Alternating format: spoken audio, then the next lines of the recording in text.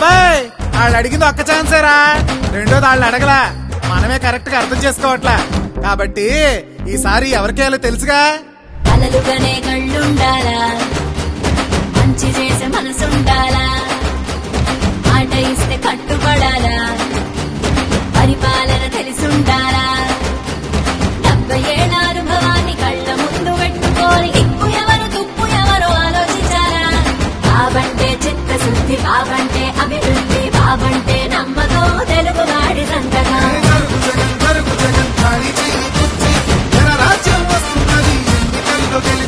జరుగు జరుగు జరుగు జగన్ ఖాళీ చేయి కుర్చీ, జనరాజ్యం వస్తుందని ఎన్నికల్లో గెలిచి.